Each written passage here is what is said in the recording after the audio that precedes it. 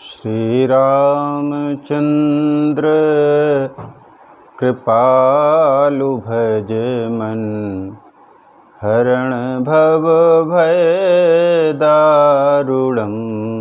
नव कंज लोचन कंज मुख कर, कंज पद कंजारुणम। श्री राम श्री राम। वंदे विदेह तनया पदपुंडरीकं, कैशोर सौरभ समाहृत योगी चित्तम।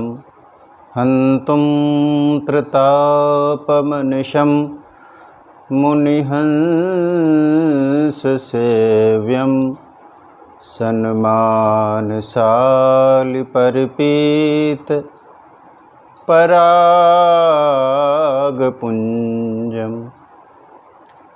कौशलेन्द्रपदकंज मंजुलौ, कोमलावज महेश वंदितौ।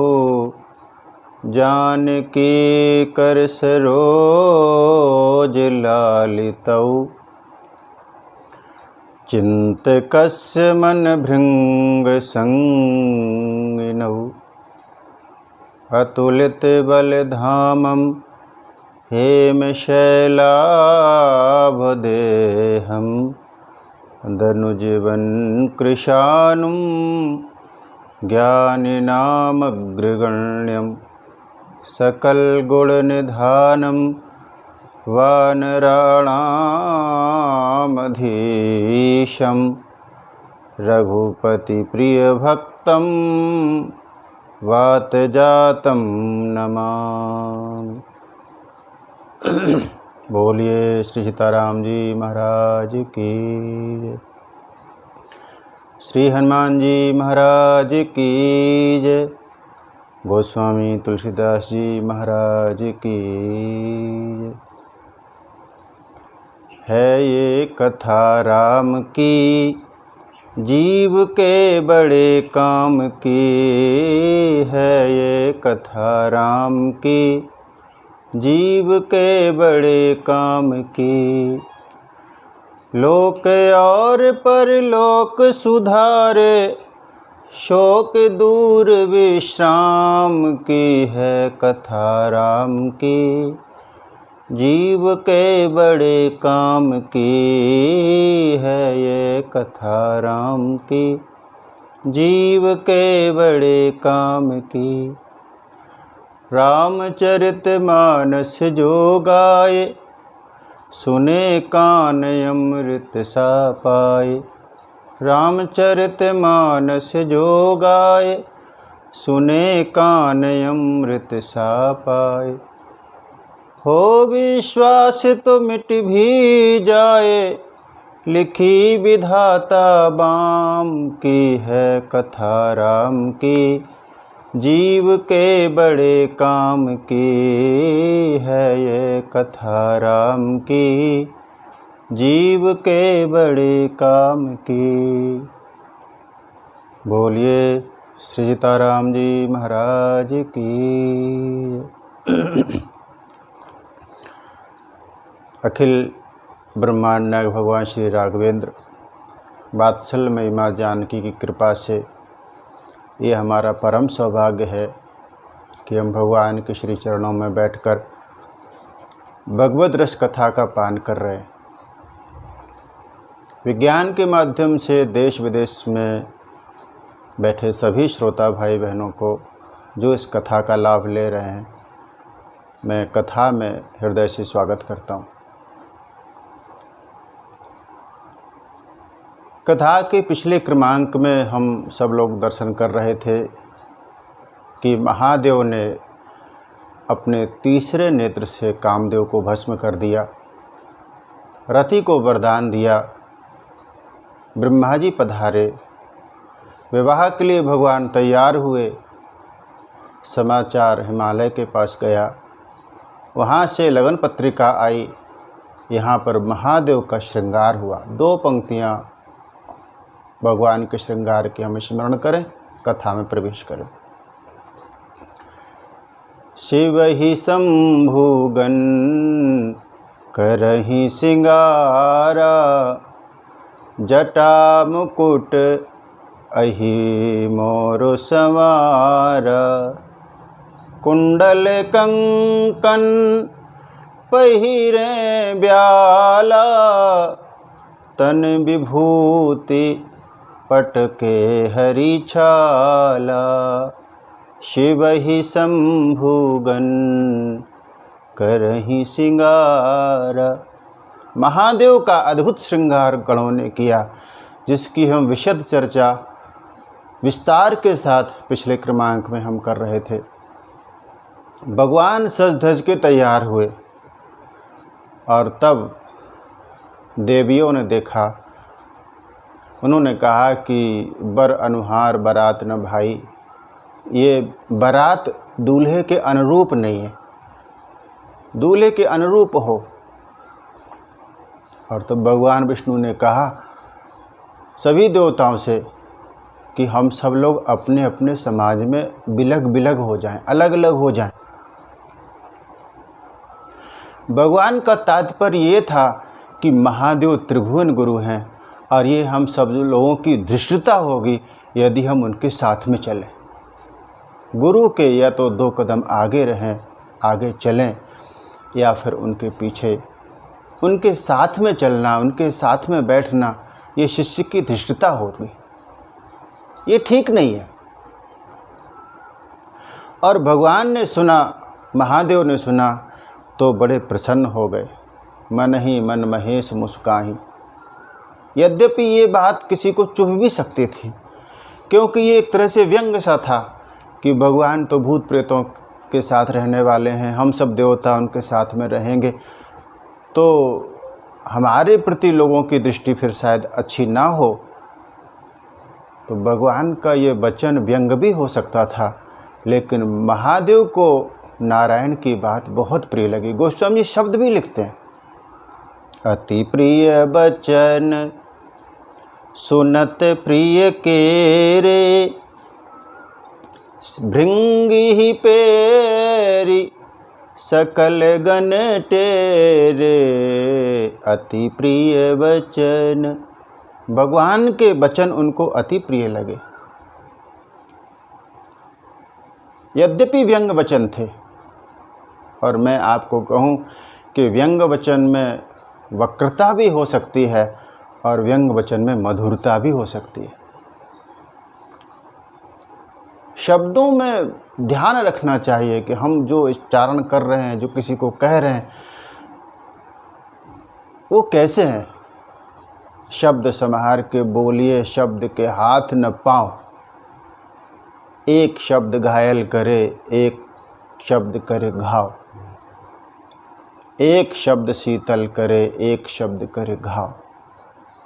कहते हैं कि गोली का घाव किंचित भर भी जाता है, लेकिन बोली का घाव कभी नहीं भरता। भगवान के अति प्रिय वचन उन्होंने सुने, और जो उनके साथ में भगवान महादेव के साथ में जो भूत भूतनियाँ हैं, महादेव तैयार हुए तो उन्होंने गाना शुरू किया। दूल्हे के कुछ गीत गाए जाते हैं और वो गा रही है। इने नाऊ बम नाने हीरा मोरो ठगेलो। इने नाऊ बम नाने हीरा मोरो ठगेलो। हीरा मोरो ठगेलो, नगीना मेरो ठगेलो। इने नाऊ बम नाने हीरा मेरो ठगेलो। सब गा रही हैं मंगल गीत। यहाँ भगवान महादेव ने देखा कि मैं तो अकेला बचा हूँ, भृंगी को बुलाया और कहा कि तुम आवाज़ दो। और जहाँ जहाँ जो भी हमारे गण हैं, भूत प्रेत पिशाच, सबको आवाज़ दो, सब आएं, सब पधारें। और भृंगी ने आवाज़ लगाई, सबको बुलाया, और किसी कवि ने बड़ा मधुर भाव रखा।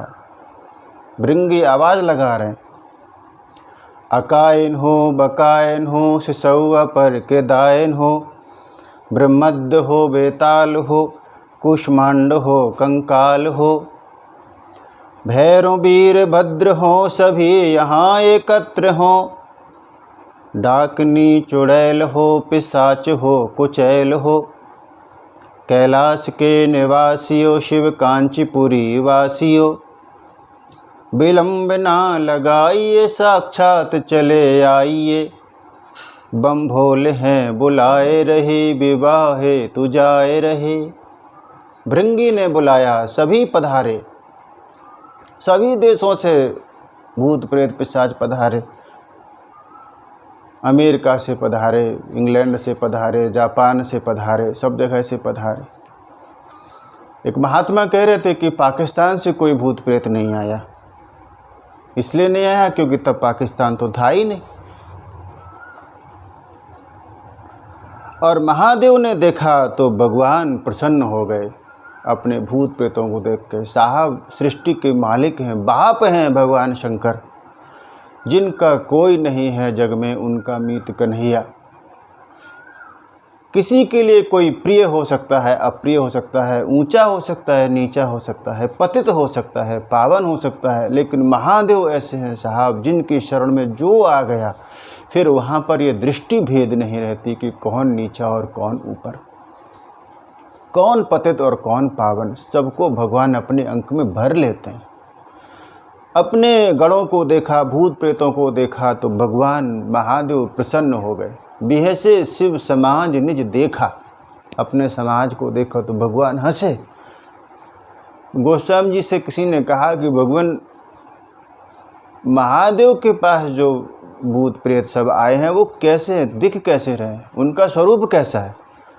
तो गोस्वामी जी ने उनके स्वरूप का दर्शन कराया। को मुखहीन विपुल मुख काहू, बिनु पद करे को बहुपद बाहू, विपुल नयन को नयन विहीना, हृष्ट पुष्ट को अति तन खीना। गोस्वामी जी ने कहा कि किसी के मुख ही नहीं है, को मुखहीन, शरीर नहीं है, अकेला धड़ है, और वो धड़ भी धड़ाधड़ चला आ रहा है।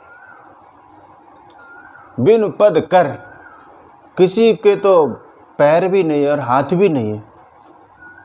भगवान जाने कि वो भूत प्रेत जो बिना हाथ पैर वाले हैं वो कैसे आए होंगे, लुढ़कते हुए आए कि उड़ते हुए आए, तो महादेव जाने।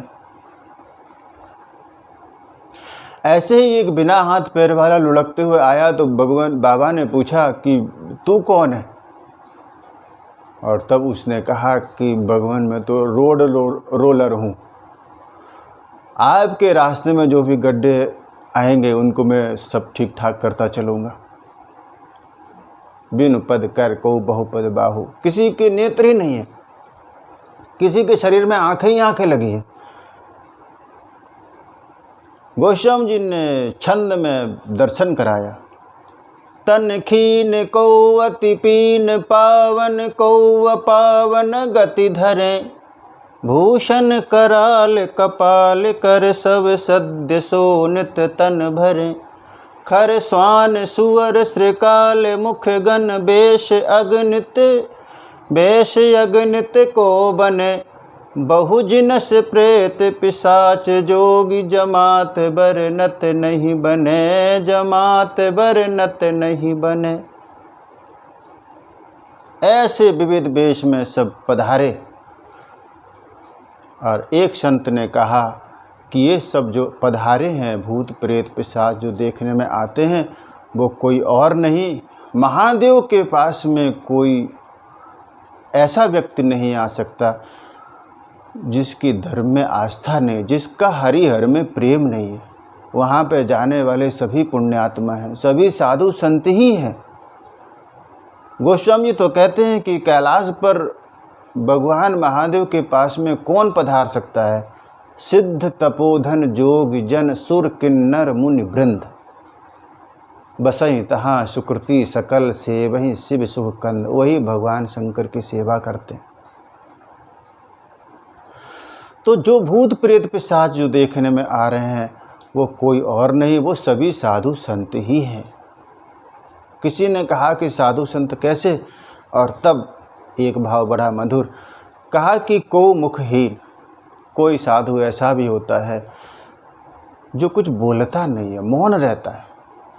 मौन रहने वाले साधु मानो मुखहीन ही है। कोई कोई महात्मा ऐसा एक मुख से 1000 मुख के बराबर बोलने की क्षमता रखते हैं। विपुल मुख काहू बिन पद कर, कोई महात्मा ऐसा जो अपने एक स्थान पे ही रहते हैं, कहीं कोई संसार से ज़्यादा प्रयोजन नहीं रहता। बहुपद कर बाहु, जिनके बहुत सारे हाथ पैर हैं। इसका अर्थ ये कि वो महात्मा जो 2 हाथों से 1000 हाथों का काम करते हैं, ये सभी साधु संत हैं। आत्मवत् सर्वभूतेषु, सभी प्राणियों में अपना ही दर्शन करने वाले सभी महात्मा हैं।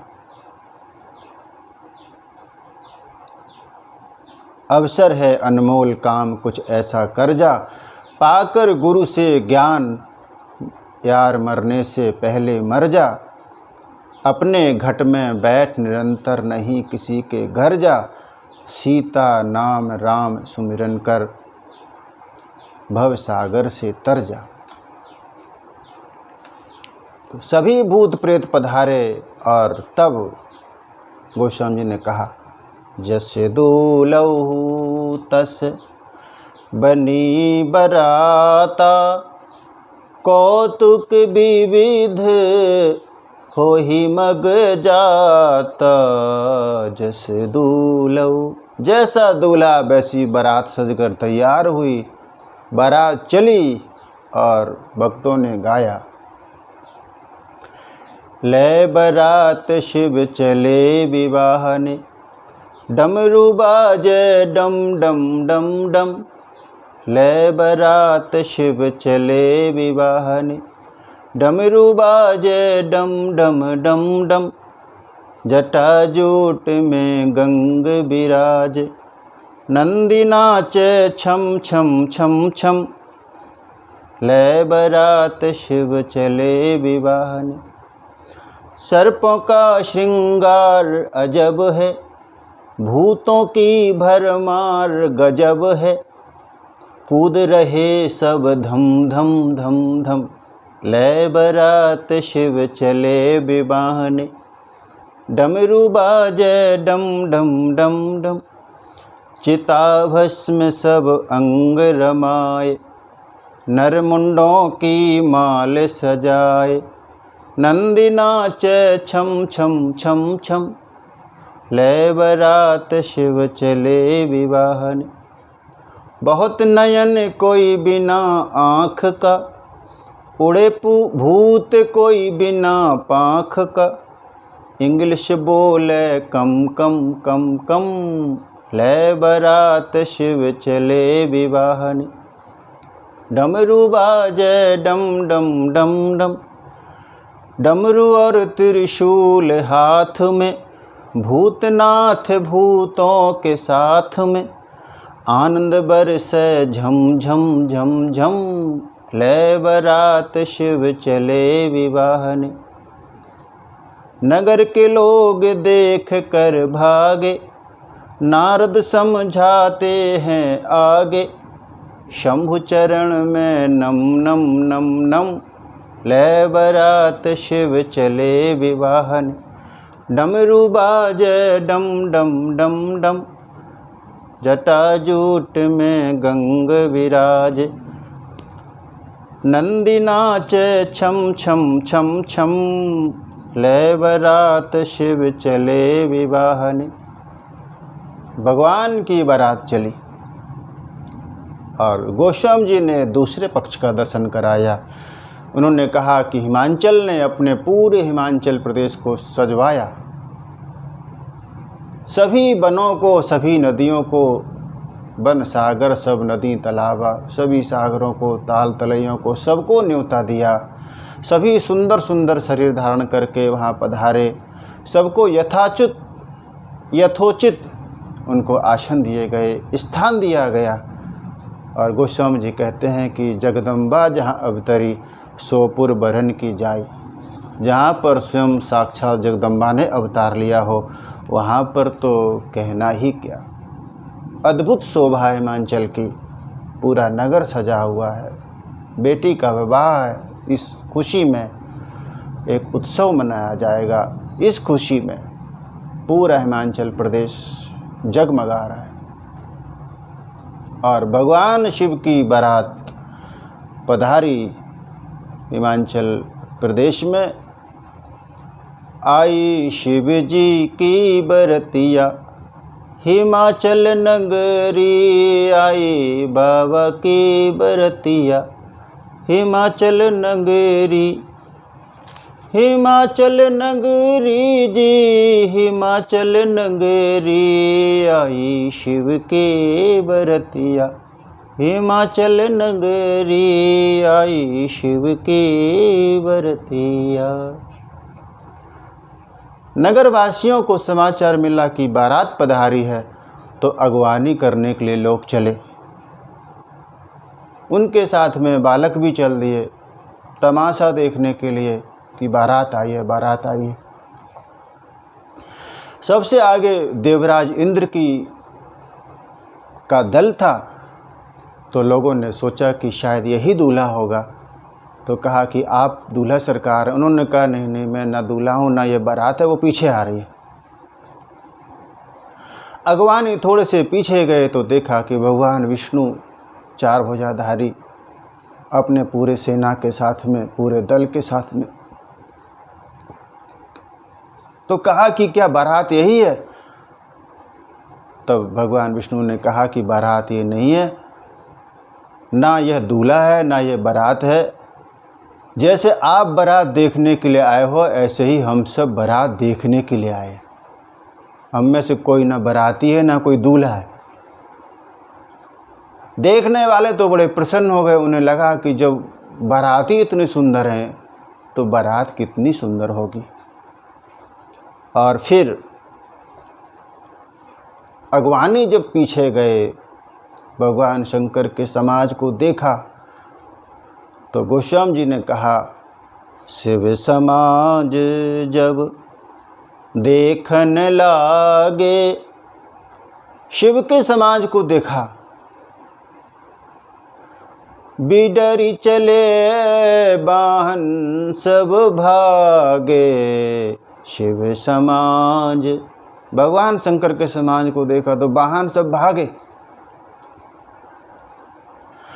जो साइकिल पर बैठ के आए थे तो साइकिल भागी बिना पैडल के। स्कूटी आगे जा रही है बिना किक के। जो ऊपर बैठे हुए लोग थे वो नीचे धम्म से गिरे। और ऐसा समाज देखा तो बारात तो बेहोश। बालक जितने थे वो तो अपने प्राण लेकर भागे। भगवान शंकर से गणों ने कहा कि बाबा यहाँ तो कोई बताने वाला भी नहीं बचा कि जो बताए कि हम लोगों को जाना कहाँ है, ठहरना कहाँ है। तो बाबा ने कहा कि फिर भी देखो, अगर किसी को कुछ होश हो तो बात करो। एक व्यक्ति था, तो जब उसको थोड़ा सा होश आया तो बिना सिर वाले बाराती ने उससे पूछा, ठहरने का इंतजाम कहाँ है? उसने सर ऊपर उठाया और कहा कि बाबा आपको कौन ठहरा सकता है, आपका जहाँ मन करे वहाँ ठहर जाओ। इतना कहा और वो व्यक्ति बेहोश हो गया। किसी दूसरे व्यक्ति को जब होश आया तो एक भूत उसके पास जाके बोला, डेरा। उसने ऊपर अपना मुंह उठाकर पूछा कि डेरा किसका, तेरा कि मेरा? क्योंकि अब तो मेरा डेरा उठने वाला है। सभी भूत प्रेत पिशाचों को देख के सब परेशान हैं। भागे सब। जो कुछ सयाने लोग थे, समझदार लोग थे, जिनमें थोड़ी सी हिम्मत थी, बस वही बचे। गोस्वामी जी कहते हैं, धर धीरज तहाँ रहे सयाने। बालक सब भागे और भागकर अपने घर में घुस गए। माता पिता ने पूछा कि बालकों से पूछा कि बारात कैसी है। उन्होंने कहा, पहले किवाड़ बंद करो, गेट बंद करो, बारात का तो पूछना ही कुछ मत। अरे बाप रे बाप, बिकट बिकट भूत प्रेत, बिकट बिकट सांप। अरे बाप रे बाप। कहा कि माँ बाप से बालकों ने कहा कि वहाँ तो भूत प्रेत पिशाच ही हैं और कोई नहीं। बिकट बिकट भूत प्रेत, बिकट बिकट सांप। अरे बाप रे बाप। कोई करे भय से बिलाप और प्रलाप, कोई करे आँख मूंद राम राम जाप। अरे बाप रे बाप। बिकट बिकट भूत प्रेत, बिकट बिकट सांप। अरे बाप रे बाप। बालकों ने कहा कि आप बारात के बारे में पूछ रहे हैं। वो बारात नहीं है, वो तो यमराज की सेना आई है। और कहा, आप यदि दूल्हे के बारे में कहें तो दूल्हा तो पागल है। बरुबौरा बस है असवारा। दूल्हा पागल। और कहा, आपको पता है वो किस पर बैठा है? वो घोड़े पर नहीं बैठा है, वो बैल पर बैठा है। और बैल पर भी वो उल्टा बैठा है। बैल का मुंह आगे की तरफ है, दूल्हे का मुंह पीछे की तरफ, ऐसे बैठा है। एक आप दर्शन करें। बालकांड में गोस्वामी जी ने 2 विवाहों का वर्णन किया। पहले महादेव का विवाह है, उसके बाद में भगवान राम का विवाह है। और दोनों विवाहों में एक अंतर है। अंतर ये कि महादेव जब विवाह के लिए गए तो वो बैल पर बैठे हैं और भगवान राम घोड़े पर बैठे। जही तुरंग पर राम विराजे। और दोनों में एक और अंतर है। अंतर ये कि जहाँ बैल का दर्शन है महादेव के साथ में, वहाँ पर किसी लगाम का नाम नहीं, लगाम नहीं है वहाँ पर। लेकिन जब भगवान बैठते हैं घोड़े पर तो वहाँ पर लगाम है। किंकिनी ललाम लगाम ललित बिलोक सुर नर मुनि ठगे। बैल प्रतीक है धर्म का, और वहाँ पर तो स्वयं कामदेव ही घोड़ा बन के आया था। जनुबाज बेश बनाई मन सिज, राम हित अति सोहई। वहाँ तो कामदेव ही आया। गोस्वामी जी का संकेत ये कि व्यक्ति धर्म पर जब आरूढ़ है तो फिर वहाँ पर लगाम की कोई आवश्यकता नहीं होती। वहाँ पर कोई आवश्यकता नहीं है। धर्म अपने आप में खुद ही लगाम है, तो खुद ही व्यक्ति को उचित अनुचित कार्य से रोकता है। लेकिन जब जीवन में काम को स्वीकारा जाए तब फिर वहाँ पर लगाम की आवश्यकता है।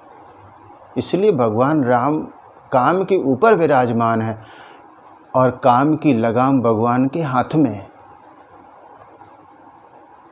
यहाँ पर बालकों ने कहा कि दूल्हा तो बिल्कुल पागल है। तन छार ब्याल कपाल भूषण नगन जटिल भयंकरा, संग भूत प्रेत पिशाच जोगिनी बिकट मुख रजनी चरा।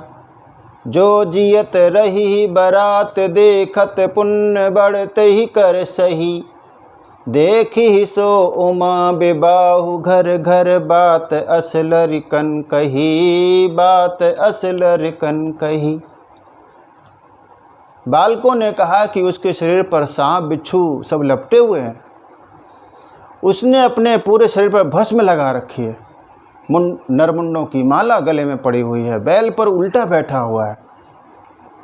और कहा माँ बाप से बालकों ने कि मुझे तो ऐसा लगता है कि ये जो विवाह है वो वही देख पाएंगे जिनके बहुत बड़े पुण्य होंगे, क्योंकि वही बचेंगे। और मानो एक सत्य प्रकट कर दिया बालकों ने कि ये बिल्कुल सच है। महादेव का विवाह भगवान शंकर और पार्वती का विवाह वही देख पाएंगे जो पुण्यशाली होंगे। सबकी किस्मत में वो विवाह संभव नहीं है। किसी ने गोस्वामी से पूछा कि भगवान आप ये बताएं कि महादेव जब पधारे तो सुंदर वेश में भी तो हो सकते थे। और तब गोस्वामी जी ने कहा कि हो सकते थे, लेकिन उसके पूर्व नारद जी जब आए पार्वती से उन्होंने भगवान शंकर के जो गुण कहे थे उसके अनुसार ही महादेव को आना पड़ा, क्योंकि होई न मृषा देव ऋषि भाषा। इसको सत्य करने के लिए भगवान उसी रूप में पधारे, अकुल अकेह दिगंबर ब्याली। बालकों को समझाया माँ बाप ने, और उसके बाद बारात पधारी दरवाजे पर, ले अगवान बारात ही आए। जनवासे से बारात पधारी और यहाँ पर मैना प्रसन्न है। उन्होंने मंगल थाल सजाया परिछन करने के लिए, दूल्हे की आरती करने के लिए। साथ में सब स्त्रियां हैं, मंगल गान कर रही हैं। बारात दरवाजे पर पधारी। सबसे आगे देवसेना है, देवराज इंद्र हैं, तो हाथी पर विराजमान है। तो लगा माँ को कि शायद यही दूल्हा होगा। तो वहाँ पर कुछ स्त्रियों ने पूछा कि क्या आप ही दूल्हा हैं? उन्होंने कहा नहीं नहीं, हम दूल्हा तो नहीं, हम दूल्हे के यहाँ नौकरी करते। आप कौन सी नौकरी करते? तो कहा कि हम जल संसाधन विकास मंत्री, हम उनका जल का हिसाब किताब रखते हैं। आगे फिर देखा तो भगवान नारायण थे, तो कहा कि क्या आप ही दूल्हा सरकार हैं? तो उन्होंने कहा नहीं नहीं, हम दूल्हा सरकार नहीं है, हम तो दूल्हे के मित्र हैं। वहाँ पर फिर देखा कि ब्रह्मा जी विराजमान थे, उनका अपना दल था। तो कहा कि क्या आप दूल्हा हैं? तो ब्रह्मा जी ने कहा नहीं नहीं, हम दूल्हा नहीं है, हम दूल्हे के बाप हैं। और उसके बाद में बैल पर विराजमान भगवान शंकर दरवाजे पर जब आए तो पहले नंदी की पूजा की गई। नंदी की पूजा हुई और फिर उसके बाद बैल को घुमाया गया। और जैसे ही मैना ने देखा भगवान शंकर के विराट रूप को, तो गोस्वामी जी कहते हैं, बिकट बेश रुद्र ही जब देखा, अवलन उर भय भययु विशेषा, भागी भवन पैठी अति त्रासा, गए महेश जहाँ जनवासा। मैना ने जैसे ही आरती का थाल उठाया और भगवान शंकर के जटाओं के ऊपर मोर के रूप में सर्प विराजमान था, उसने एक फुफकार मारी, दीपक नीचे गिर गया और मैना के हाथ से थाल छूट गया, कलश नीचे गिर गया और मैना भाग कर अंदर भवन में चली गई। यहाँ गणों ने कहा भगवान शंकर से कि भगवान अब चलें। महादेव ने कहा कहाँ चलें? बोले चलते हैं अपने कैलाश पर, अब तो हो गया कल्याण, अब भी आपको उम्मीद है कि विवाह होगा। तो महादेव ने कहा, महादेव सौम्य स्थित हैं, कहीं अपमान हो जाता है तो भगवान फिर भी शांत रहते हैं, सम्मान होता है तो भी शांत रहते हैं। भगवान गीता में कहते हैं, मानापमान्योस्तुल्यस्तुल्यो मित्रारि पक्षयो। वही व्यक्ति स्थित प्रज्ञ है जो मान और अपमान में सम रहता है। तो महादेव ने कहा कि नहीं नहीं, अभी तो हम जनवासे चलेंगे। उन्होंने कहा विवाह होगा ही नहीं। गणों ने कहा इतना आपका अपमान हो गया। तो उन्होंने कहा कि तुमको ये अपमान भले दिखता हो, लेकिन मुझे तो नहीं लगता अपमान। क्यों नहीं लगता? वो दीपक का थाल गिर गया, जल का कलश गिर गया। तो भगवान ने कहा कि हो सकता है वो जानबूझ के रख गिराया गया हो, इसलिए कि मेरे मस्तक पर चंद्रमा विराजमान है, तो माँ को लगा होगा कि फिर इस दीपक की आवश्यकता ही क्या है। इसलिए उन्होंने दीपक गिरा दिया और कहा कि मेरे जटाओं में गंगा जी विराजमान है, इसलिए उन्हें लगा होगा कि अब इस जल की कोई आवश्यकता नहीं है, इसलिए वो कलश भी उन्होंने गिरा दिया। तो गणों ने कहा फिर भी आपको देखकर भयभीत तो हुई, वो डरी तो सही। उन्होंने कहा ये मुझे देखकर भयभीत नहीं हुई, इन्होंने सांप को देखा था, काल को देखा था, उसको देखकर भयभीत हो गई। यदि इन्होंने मुझे देखा होता तो महाकाल का दर्शन किसी को भयभीत नहीं करता, बल्कि वो काल से बचा लेता है। काल का भय भी व्यक्ति को फिर रहता नहीं है। जो महाकाल का दर्शन कर ले फिर काल का भय उसको व्यापता नहीं है। महादेव ने कहा कि यदि उन्होंने ये देखा होता कि मेरे सिर पर सांप विराजमान है, तो उन्हें तो ये लगना चाहिए था कि जो मूर्तिमान काल है, जो किसी की भी जान ले सकता है, वही काल इनके सर पर बैठा हुआ है, इनकी रक्षा कर रहा है। तो माँ को प्रसन्नता होती कि फिर तो ये दूल्हा ऐसा मेरी बेटी को मिलेगा कि जिससे उसका अखंड सौभाग्य रहेगा, क्योंकि जिसका काल भी कुछ नहीं बिगाड़ पा रहा है। तब तो उनको प्रसन्नता हो जाती, लेकिन उन्होंने सिर्फ काल को ही देखा, इसलिए वो भयभीत हो गई। वो भाग के अपने घर में अंदर चली गई।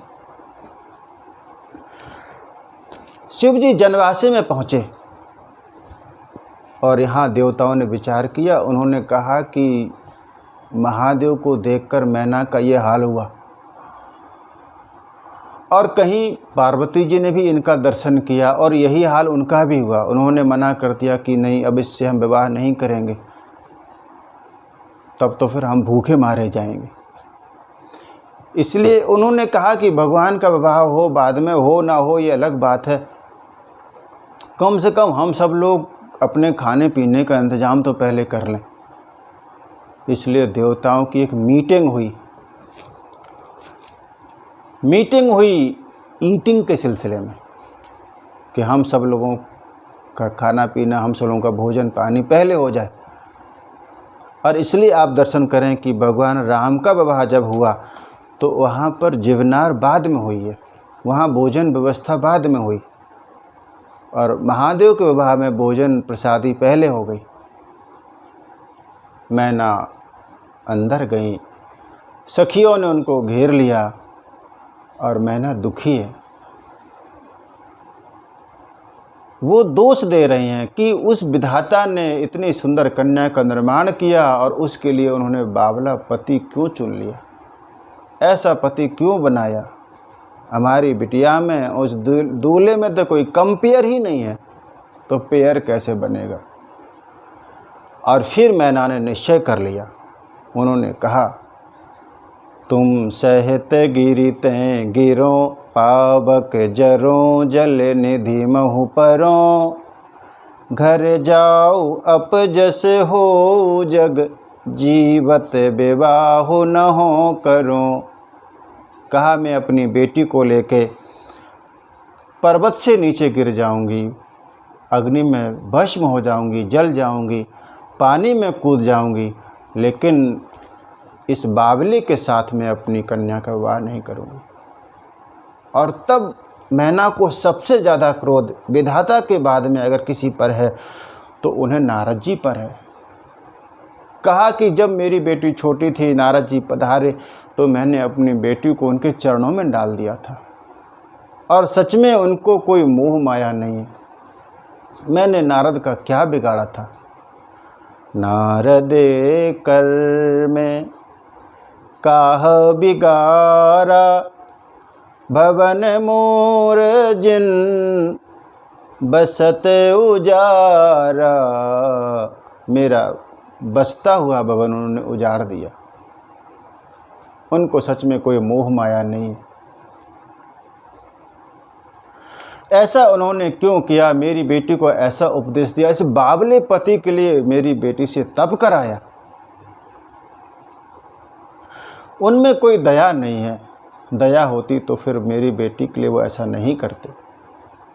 और जब पार्वती जी ने सुना कि पहले ब्रह्मा की उन्होंने निंदा की, फिर तब तक तो वो शांत थी, फिर जब उन्हें लगा कि अब तो गुरुदेव की निंदा हो रही तो माँ को समझाना उचित लगा। उन्होंने ये नहीं कहा कि नारद जी ने जो किया वो गलत है या ब्रह्मा जी ने जो कहा वो गलत है। उन्होंने कहा कि ब्रह्मा जी ने जो भाग में लिखा है ये वही होकर रहेगा, और नारद जी ने वही बताया जो मेरे भाग में लिखा हुआ था। मेरे भाग में लिखा हुआ वो नारद जी ने बताया, इसलिए नारद जी का दोष नहीं। और ब्रह्मा जी भाग में वही लिखते हैं जैसा व्यक्ति कर्म करता है। तो सबके मूल में जीव का कर्म ही है, जो कुछ वो प्राप्त करता है।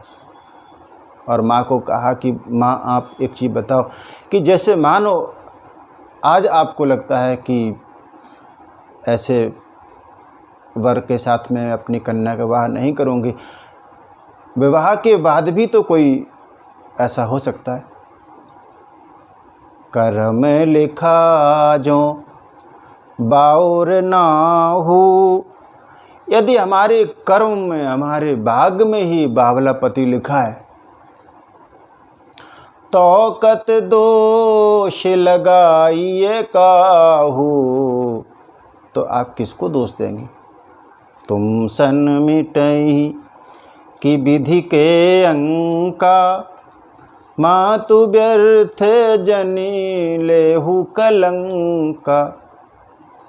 क्या आपसे विधाता के अंक मिट सकते हैं? नहीं मिट सकते हैं, तो किसी को भला बुरा कह के आप क्यों कलंक मोल ले रही हैं। माँ को भवानी ने समझाया, और जब मैना बहुत दुखी हैं, देवताओं ने देखा कि मैना दुखी हैं, तो उन्होंने प्रार्थना की नारद जी से कि देवर्षि आप पधारें, आप समझाएं उनको।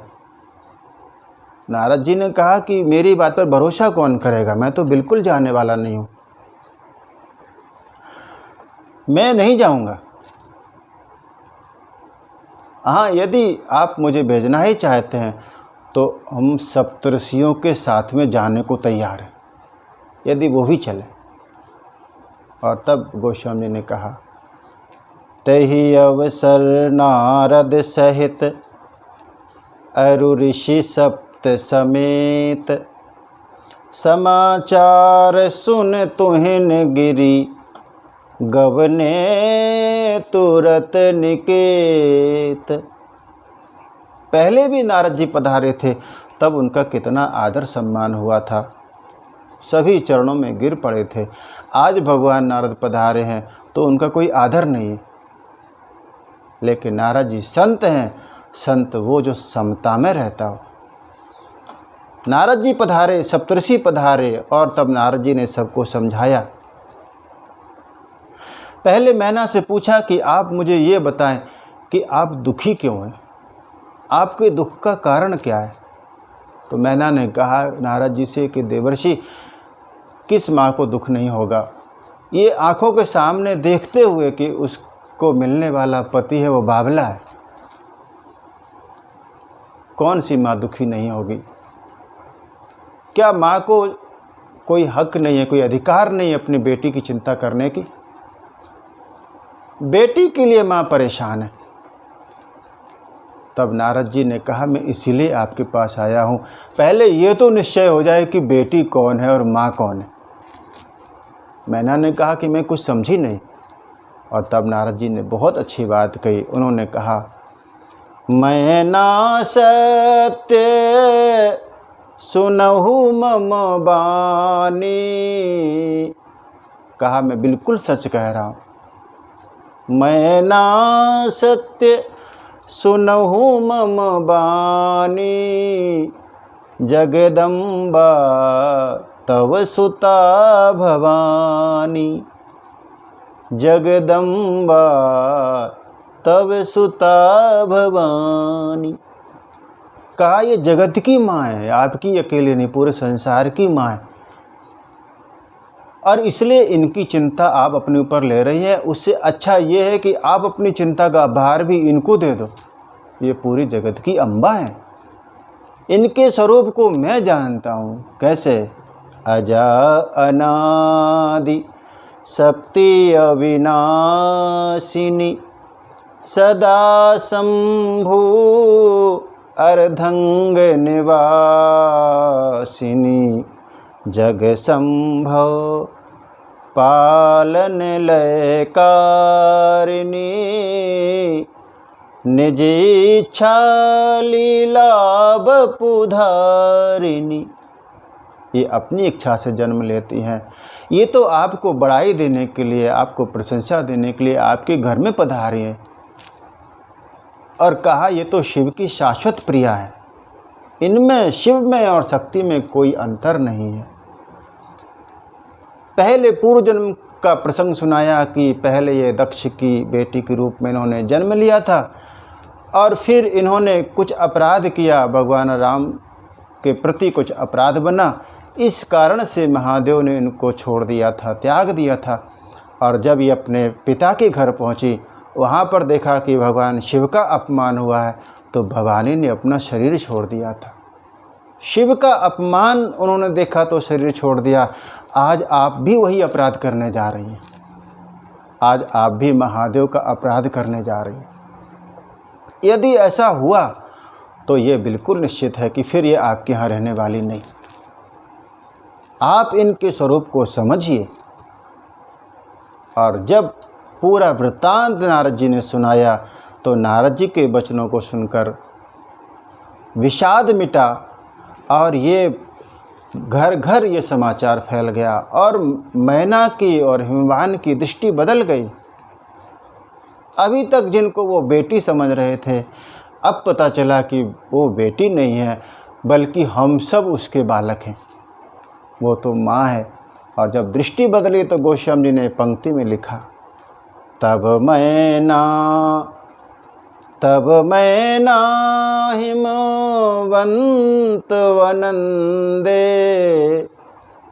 क्या हुआ? पुनि पुनि पार्वती पद वंदे। बार बार पार्वती के चरणों में मैना और हिमवान अपना सर रख देते हैं कि हमसे भूल हुई, हमको क्षमा करो। नारद जी पधारे तो दृष्टि मिली उन्हें, और जो विषाद था वो विषाद चला गया। जीवन में संत पधारते हैं तो दृष्टि बदल जाती है साधक की। संत का अर्थ ही यही है कि जीवन में जब कोई संत आए तो इसका मतलब है कि जीवन में बसंत आना चाहिए, तभी सही मायने में कोई संत आया, हम समझे। संत आएगा तो बसंत आएगा ही, खुशियाँ आएंगी ही। समझाया उनको। उसके बाद में हिमवान ने विचार किया कि ये सब भूत प्रेत पिशाच सब आए हुए हैं, पहले इनको हम भोजन करा दें। ये भोजन करके सो जाएंगे तो इसके बाद विवाह अच्छी तरह से संपन्न हो पाएगा, नहीं तो ये उत्पात मचाएंगे। और सबसे पहले भोजन का प्रबंध हुआ। और गोस्वामी जी कहते हैं कि जिस घर में खुद अन्नपूर्णा विराजमान हो, खुद जगदम्बा विराजमान हो, वहाँ के भोजन व्यवस्था की कौन कहे। सो जीवनार की जाई बखानी, बसई भवन जही मातु भवानी। जिस घर में मातु भवानी स्वयं विराजमान हो। और फिर विविध विविध पंक्तियों में सब भूत प्रेत पिशाच सब बैठे भोजन जीवने के लिए। जो निपुण सुवार थे, परोसने वाले थे, वो परोसना शुरू किया। अब समस्या बहुत गंभीर। समस्या ये कि परोसने वाले ने देखा कि जो जीवने के लिए बैठा है, भोजन करने के लिए बैठा, उसके तो सर ही नहीं है।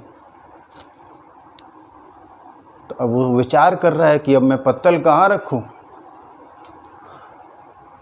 कुछ आगे पीछे का कुछ पता ही नहीं चल रहा है, किस तरफ रखें।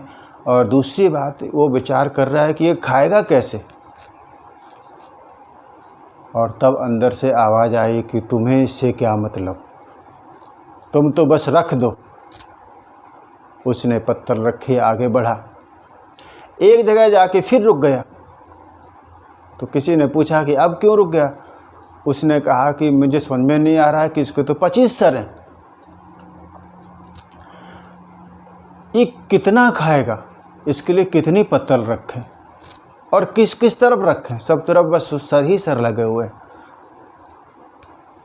और एक भाव बड़ा प्यारा कि भगवान शंकर के यहाँ पर सरों का बहुत झमेला है, सर को लेके।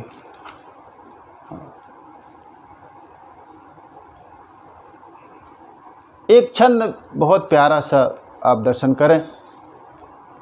काहे न मांगत भीख फिरें, घर में नहीं एको अन्न अधेला, जो मुख एक तो पूर परे, मुख ही मुख को घर माही जमेला, शीस चढ़े सहसानन है, गोद गजानन बैल तबेला, चतुरानन बाप पचानन आप, षडानन पूत दसानन चेला। सर ही सर का झमेला। यहाँ पर पंगति हो रही है, परोसने वाले भी परेशान हैं और जीवने वाले बड़े प्रसन्न हैं। इस तरह से भूत प्रेत पिशाचों को खिलाया गया। देवता पधारे, उनकी पंगति हुई। स्त्रियों ने गाना शुरू किया, गाली देना शुरू किया। और गोस्वामी जी कहते हैं जब जेवनार पूरी हो गई तब पार्वती जी को बुलाया गया मंडप में। मुनियों ने कहा कि अब उचित अवसर है, विवाह का शुभ मुहूर्त आ गया है, सभी बारातियों को बुलाया जाए, दूल्हे को बुलाया जाए। सभी बाराती लगन मंडप में पधारे और दूल्हे के रूप में भगवान शंकर पधारे। और वहाँ पर जो दिव्य सिंहासन है तो ऐसा लगता है कि मानो स्वयं ब्रह्मा जी ने बनाया। सिंहासन अति दिव्य सुहावा, जाई न बरनी बिरंची बनावा, बैठे शिव विप्रन सिरुनाई, हृदय सुमिर निज प्रभु रघुराई। भगवान सर झुकाकर बैठे, अपने नारायण का उन्होंने स्मरण किया। और अब भगवान जब बैठे हैं तो बहुत सुंदर वेश में विराजमान हैं। कर्पूर गौरम करुणावतारम, संसार सारम भुजगेंद्रहारम। भगवान कपूर जैसे गोरे हैं, धवल हैं, स्वयं मानो साक्षात मनमथ बैठा हो, ऐसे भगवान सुंदर विराजमान हुए लगन मंडप में। और फिर मुनियों ने आज्ञा दी तो जगदम्बा पधारी। गोस्वामी जी ने कहा, जगदम्बिका जानी भव भामा, सुरन मन ही मन कीन्ह प्रणामा, सुंदरता मरजाद भवानी, जाई न कोट हो बदन बखानी। सुंदरता की सीमा है भवानी, उनकी सुंदरता का वर्णन कोई नहीं कर सकता। करोड़ों मुखों से भी उनकी सुंदरता नहीं कही जा सकती। और तब मुनि अनुशासन गणपति ही पूजो शंभु भवानी, उनकी आज्ञा हुई और तब शंभु भवानी ने गणपति की पूजा की। यहाँ पर प्रश्न आता है कि गणपति कैसे, गणपति तो अभी हुए ही नहीं, अभी तो पार्वती जी का विवाह ही नहीं हुआ, तो गणपति कहाँ से। तो एक अर्थ तो ये कि गणपति एक पद है। भगवान शंकर के गणों में जो मुख्य गण है वही गणपति है। तो भगवान इतने उदार हैं, इतने विशाल हृदय वाले हैं कि वो गणपति के पद पर विराजमान जो भी तत्व है उसके पूजन करते हैं। दूसरी बात ये, गोस्वामी जी ने समाधान ऐसे कर दिया, उन्होंने कहा सुर अनादि जिय जान। कोई भी देवता है उनको अनादि आप समझेंगे तो फिर कष्ट नहीं होगा। आप ऐसे मत समझें कि शिव पार्वती हुए तो गणेश जी आए। गणेश जी अनादि देवता है, वो पहले से ही विराजमान, एक माध्यम था, उसके बाद वो प्रकट हुए दिखता है, लेकिन वो पहले से ही विराजमान है। पूजो शंभु भवान। और भगवान शंकर मूर्तिमान विश्वास है मुनियों ने कहा कि गणपति की पूजा करो, तो कोई तर्क वितर्क नहीं करते वो, और बड़े भाव से उन्होंने गणपति की पूजा की। और फिर विवाह की सारी विधियों को मुनियों ने संपन्न करवाया। जस विवाह के विधि श्रुति गाई, महामुनिन सो सब करवाई। सारी विवाह की विधि संपन्न हुई। पार्वती जी का हाथ भगवान शंकर के हाथ में हिमांचल ने दे दिया। गई गिरीश कुश कन्या पानी, भवहि समरे पी जान भवानी। ये जानकर कि ये शिव की ही प्रिया है, उन्हीं के हाथ में पार्वती जी का हाथ दे दिया। सभी देवता प्रसन्न हुए कि हाँ चलो अब मंगल विवाह पूरा संपन्न हो गया। और गोस्वामी जी कहते हैं कि इस तरह से हर गिरिजा कर भययु विवाहु, सकल भुवन भरी रहा उछाहु। हर गिरिजा, उनका विवाह संपन्न हुआ। एक कवि ने लिखा, भुजन भुजंगा हंसे शीस पे हंसे गंगा, हास ही को दंगा वयो नंगा के विवाह में। भगवान का विवाह संपन्न हुआ तो एक मांगने वाली अपना नेग मांगने के लिए एक नायन पधारी, और बड़ा मधुर भाव। एक खवासिन आई स्वाभिमान लिए डोली डोली, बोली दूल्हे जू पान यह पाइए, हो गयो विवाह बर बधू हु पाई विमल, अब रस रीत सो नेग मेरो दिवाइए। हमें भी तो नेग मिले। और तब झोरी सो निकारो एक कारो सटकारो सांप, झोरी सो निकारो एक कारो सटकारो नाग, ऐसो फुफकारो बोली बाप रे बचाइए, मंडप के नीचे समाज सब लगो हसन, भागो मत देवी जू नेग लिए जाइए। ऐसा मंगलमय विवाह। और गोस्वामी जी कहते हैं कि हिमवान ने अपनी बेटी को बहुत सारा सामान दिया। दाएज दियो बहुभांति, सब प्रकार से दिया। और उन्होंने प्रार्थना यह की कि हमने अपनी बेटी को कुछ भी दिया हो, लेकिन महादेव आप तो पूर्ण काम है, आपको किसी बात की कोई ज़रूरत ही नहीं है। का देव पूर्ण काम, आप तो पूर्ण काम है, आपको क्या चाहिए। और दान की सफलता भी तभी है जब देने वाले में कोई अहंकार ना हो और लेने वाले में कोई संकोच ना हो, तो दान की सफलता होती है। बड़ा वो नहीं है जिसके पास में बहुत संपत्ति है, बड़ा वो है जिसके पास में बैठने से कोई व्यक्ति अपने आप को छोटा महसूस ना करे, वो बड़ा होता है। तो दान की महिमा तो गोस्वामी जी कहते हैं, आप उत्तरकांड में दर्शन देखते हैं, वहाँ पर आता है कि सो धन धन्य प्रथम गति जाकी। परोपकार में लगे, सेवा में धन लगे, इसलिए उसको द्रव्य कहा जाता है। पानी की तरह बहता रहता है। सेवा में हमारे धन का सदुपयोग हो। यहाँ पर उन्होंने कन्यादान तो किया ही, साथ में बहुत सारा दान भगवान शंकर को किया। महादेव ने अपने ससुर को प्रसन्न करने के लिए समझाया कि आप दुखी ना हो। और तब मैना ने देखा तो मैना ने भगवान शंकर के चरण पकड़ लिए और कहा कि मैं आपसे एक प्रार्थना करूं।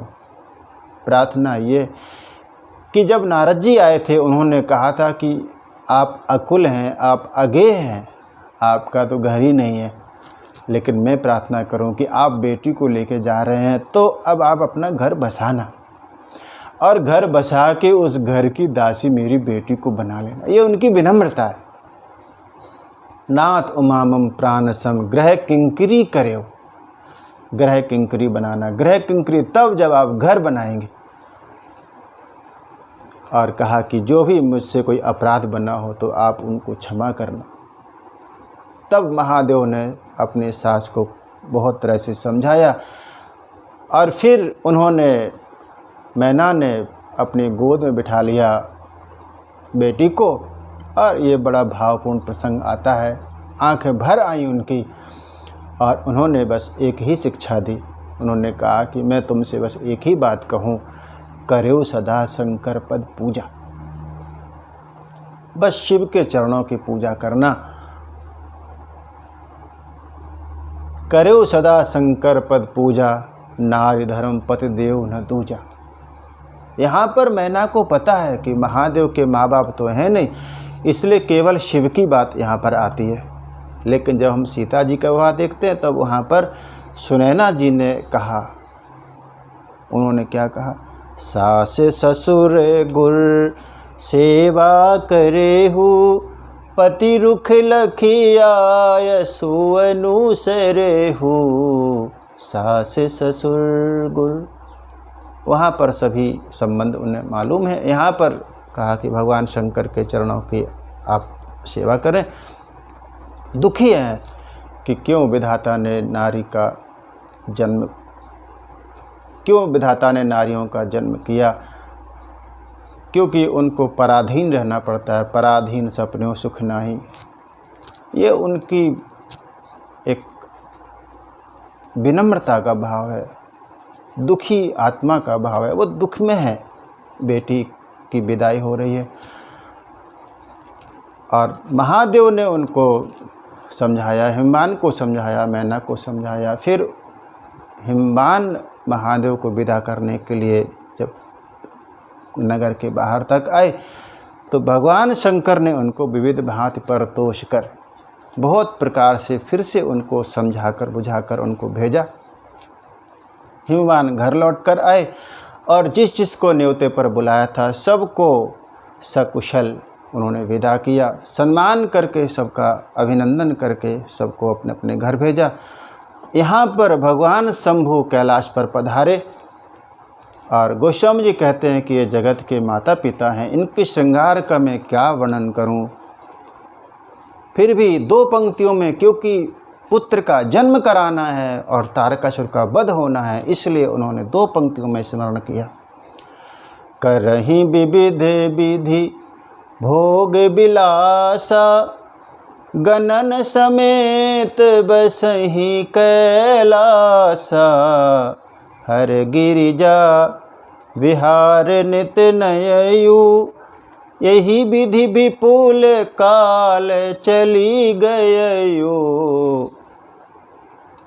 बहुत समय बीत गया और उसके बाद उनके घर में पुत्र ने जन्म लिया। षडवदन 6 मुख के कार्तिकेय भगवान का जन्म हुआ, जिनके द्वारा तारकासुर का संहार हुआ। इस तरह से गोस्वामी जी ने भगवान शिव के चरित्र को यहाँ पर विराम करते हुए कहा, चरित सिंधु गिरिजारमन, वेद न पावहीं पार, बरन तुलसीदास किमि, अतिमति मंद गंवार। गोस्वामी जी कहते हैं, किसी नदी को पार करना हो तो किंचित सहज हो सकता है, लेकिन भगवान शंकर का चरित्र सिंधुवत है, जिसको वेद भी नहीं पार कर सकते, नीति नीति कह के रुक जाते हैं, उसको तुलसीदास कैसे पार करे। ये गोस्वामी जी की विनम्रता। भावपूर्ण होकर उन्होंने भगवान शिव के चरित्र को गाया। इसके बाद भवानी और भगवान शंकर का संवाद होगा और भगवान राम की कथा प्रवाहित होगी। यहाँ पर गोस्वामी जी ने भगवान शिव के चरित्र को विराम किया और हम सब भी इस बात को महसूस करें कि हमारे जीवन में भी भगवान राम का जन्म तभी हो सकता है उसके पूर्व यदि श्रद्धा और विश्वास का मिलन हो जाए। भवानी शंकरौ वंदे श्रद्धा विश्वास रूपणौ। श्रद्धा विश्वास से व्यक्ति भरता है तब फिर परमात्मा का आविर्भाव होता है। मैं आज की कथा को विराम दूँ, उसके पूर्व 2 मिनट के लिए हम भगवान शिव को याद करें, जिनका चरित्र हम पिछले 8 भागों से गा रहे थे। और मेरी दृष्टि में ये 8 भाग मानो ये रुद्राष्टक का स्वरूप हैं। 2 मिनट के लिए। हर हर महादेव शंभु, काशी विश्वनाथ गंगे, हर हर महादेव शंभो। काशी विश्वनाथ गंगे, काशी विश्वनाथ गंगे, माता पार्वती संगे। हर हर महादेव शंभो। काशी विश्वनाथ गंगे, हर हर महादेव शंभो। काशी विश्वनाथ गंगे। बोलिए श्री सीताराम जी महाराज की जय।